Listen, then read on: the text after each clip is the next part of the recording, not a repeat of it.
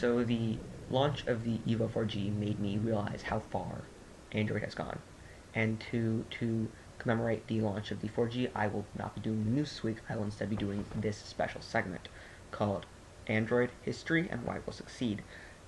Basically, that does tell you what it is, but it's basically going to be the Android's history. It's why it's going to succeed in the future and what it's going to be like in the future. It's hard to imagine that just 2 years ago, Android didn't exist. And it's even harder to imagine that just a few months ago, no one really knew what Android was. And now, it's the fastest growing mobile operating system in the world.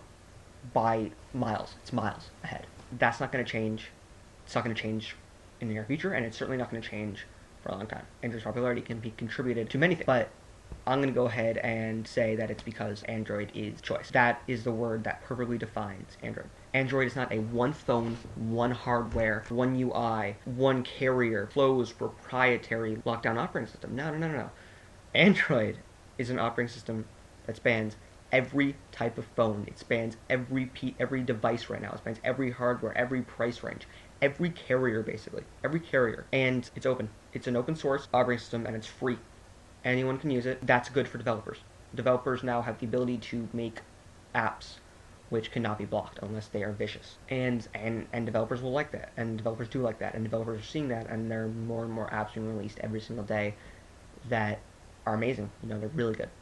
And that will grow more in the future. I'm going to go ahead and give you 3 examples of Android choice. First one is going to be, of course, the custom UI. Each manufacturer has basically put on custom UIs. Of course, it's a great operating system, but that doesn't mean it can't be improved. Of course, there's the HTC Sense UI, which is very popular.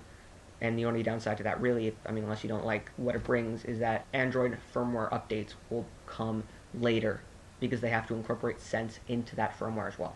But that's nothing that's too bad. The second main example is, of course, Flash and Adobe. The way it's been handling Adobe and other things like that. The way Google treats Android is unlike other phones or other operating systems at the moment. It doesn't believe that the company knows what's right for the customer. It doesn't say, hey, consumer, this is what you want, trust us. It says, look, here's what you can do, you know what you want, you make the decision yourself. And while, yes, Google supports HTML5, Google also understands that Flash is a huge part of the web. And using Flash on my Droid, when I got the Froyo ROM, it's a big improvement, and it really, really, really improves the browsing. You know, it looks fantastic, and it works really well. But with dealing with Adobe, it said, look, take your time, we trust you, and we trust that you can make a great product. And we know, here, they're not packaging Flash into Android, they're not saying you have to use it, they're saying, look, you can download it from the marketplace, and you can install it and uninstall it at your whim. You don't have to use it, but if you want to use it, be our guest. It's treating the consumer like adults who know what they want. And you know what? Consumers generally do know what they want. And that brings us to the third way Android is choice. That is, of course, all the Android phones, but I'm going to go ahead and say the 4 flagship phones. I call the 4 top tier devices in Android the 4 flagships. These, of course, are the Android phones that are the best hardware, most hyped up, you know, most popular right now, and definitely what makes Android popular. These are the phones that people are hyped up about, and that make people like me fanboys of Android. And they are, of course, the Motorola Droid, the HTC Droid Incredible, the HTC Nexus 1, and the HTC EVO 4G. I find it really funny how the 3 of the 4 are all made by HTC, which shows that they're a very good company. But what's even more impressive is that each of the 4 flagships bring something unique and bring something impressive to Android. And it gives consumers choice. The Motorola Droid, for example, has a keyboard that's unique to the Motorola Droid in the 4 flagships. And it says, look, we understand typing on a touchscreen can be hard, but here's a keyboard. And I'll admit, it's not the best keyboard, but it does its job well. Because of the way it's built, the plastic will rise up if you use it more, And once that happens, it's actually a very good keyboard. I'm enjoying it. It's also really good for gaming.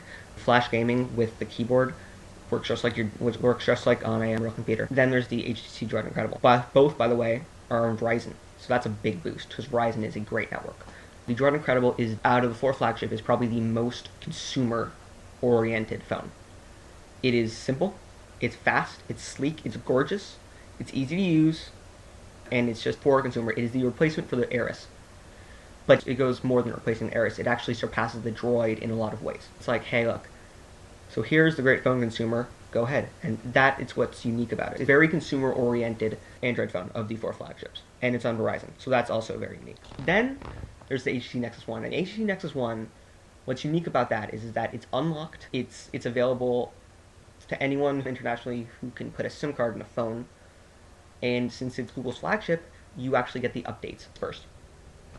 And that's a big bonus for a lot of people. Next, of course, and finally, is the recently launched HTC EVO 4G. What it brings to the table is the only phone on Sprint, the first 4G phone in the United States, and maybe possibly the world, I'm not quite sure about that, so in the United States, runs Android. It brings a 4.3-inch screen that's utterly gorgeous. It brings the front-facing camera, big boost to people. It brings 4G, of course, and then it brings Sprint's mobile hotspot, which is huge for people. You know, that's a big selling point to people. And actually, the HTC EVO 4G sold so well that not only did it surpass any launch day selling of any phone on Sprint, but there were so many activations at once that it literally, utterly crashed Sprint's network. Sprint's activation network and most of its network in general. That's amazing. And there were lines outside of iPhone proportion. People are noticing Android, and people are starting to realize that, yes, Android is amazing. And it will continue to grow at a very fast pace. And more and more phones will continue to come. And that's good. Because today, you all know, the iPhone 4G was announced. And in general, things that are amazing that it brings will only do good for Android. And I'm a huge Android fan, but I also am not insane, and I'm not like those diehard fanboys. I'm a huge fanboy, but I'm not a diehard fanboy who can admit that other operating systems are good. And the iPhone is the yin to Android's yang. Without each other, one would not do as good as the other. Without Android, iPhone would probably not focus a lot on all of these enhancements that it's bringing, and without iPhone, Android would have no one to compete with. And well, until now, when now manufacturers are competing with each other in terms of Android devices. But now there's a bar to be set, and the Super AMOLED screen Samsung's bringing will probably be able to compete with the Retina display. And honestly, competition is great for us, great for the consumer. Look how much Android grew in 1 year. Look at the advancements. It went from, this was really the first device that took it off. This has a 512 megahertz processor. It has a 3.7-inch screen. It has a 5-megapixel camera. It has Android 2.1. Well, no, for me, 2.2. And now, in a very limited span, from November to now, the most recent, most amazing Android phone has a 1 gigahertz Snapdragon processor. It has a 8-megapixel camera. It has a front-facing camera. The back camera can shoot 720p. It's a 4.3-inch screen. Their AMOLED screen. In just that amount of time, from November to now, 40,000 apps were also added to the Android market. At this rate, we're going to be seeing some amazing, amazing stuff in the near future. So with that said, Android in the future will blow our minds. Gingerbread will blow our mind. I can say that without a doubt. It will blow our minds. Google follows through. Even just the jump from 2.1 to 2.2 brought some major improvements. It is amazingly fast. So much faster. And the things that it can do in just that simple thing are an obvious sign that a major update from 2.2 to 3.0 will bring some amazing stuff. Look at what happened from 1.6 to 2.0. That was an amazing upgrade. And we've seen a preview, and the preview that we saw was spectacular. The rate that it's growing, better Android operating systems, be put on better phones, and will continue to become better and better and better. And that can only lead to great things for the consumer. In the future, Android will probably become the operating system of choice.